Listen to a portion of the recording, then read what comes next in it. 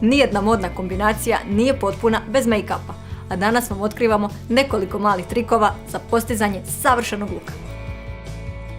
Najpopularniji trendovi za šminkanje, odnosno za ovu sezonu proljeće-ljeto, u stvari je no make-up. Dakle, vraćamo se na nekakav prirodni sjaj, vraćamo se na highlighter, na sjajila, nešto vrlo, vrlo jednostavno i zapravo ono što je najbitnije prirodno. Nakon što smo nanijeli puder, nanosimo bronzer kako bi zagrijali lice i dodali malo dimenzije. Sljedeći korak na koji prelazimo je maskara. Sad dolazimo do highlightera, zapravo najbitnijeg dijela po meni. U principu highlighter stavljamo na dio iznad jagodične kosti, malo ispod obrve. Napravimo jedan blagi V zapravo. I na vršak nosa. I sada završavamo zapravo no make-up sa sjajilom. Pa ukoliko vas zapravo zanima nešto ovako malo hrabrije, ja bih preporučila da možda krenete od nekakvih malo jačih ruževa. Dakle, to je, ja mislim, jedan od najvećih strahova kod ljudi, da isprobaju nešto malo jače, ali mislim da tu nema nikakvog straha, to je samo stvar navike. Ukoliko možda želite prijeći iz dnevnog u nekakav večernji make-up look, a nemate vremena se našminkati, a imate samo jedan malo jači ruž, ima jedan trik koji može poslužiti.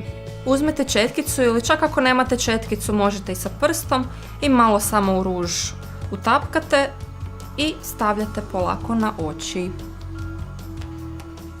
I zadnja stvar do koje dolazimo je sami ruž. Uzet ćemo dakle samo lagano na prst i utapkati na usne.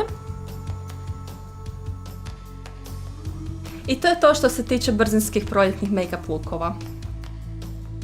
Kako make-up zapravo prilagoditi outfitu, dakle ovisi što planirate obući. Ako je nešto vrlo jednostavno, ako je nekakva crnina, možete naglasiti usne, možete naglasiti oči, nikad ne oboje, dakle to je ono veliki ne. Ukoliko je tu već nekakva boja malo življa u pitanju, ja bi zapravo predložila čak ista boja ruža i malo lajnera i to je super.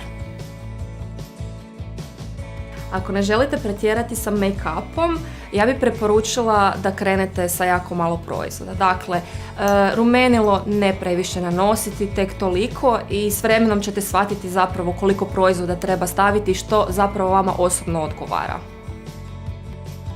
Nekoliko beauty trikova koje bi mogla ovako istaknuti, u principu voljela bi definitivno spomenuti bronzer koji zapravo spašava stvar jer jako puno žena kupuje pretamne pudere u strahu da će izgledati kao duhovi, a zapravo tu dolazi bronzer jer on daje onako nekakvu toplinu i dimenziju licu.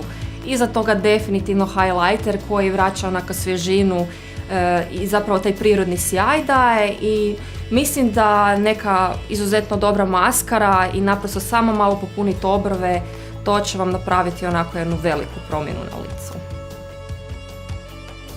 A sad kistiće u ruke i bacite se na kreiranje vašeg prepoznatljivog make-up stila. Uživajte!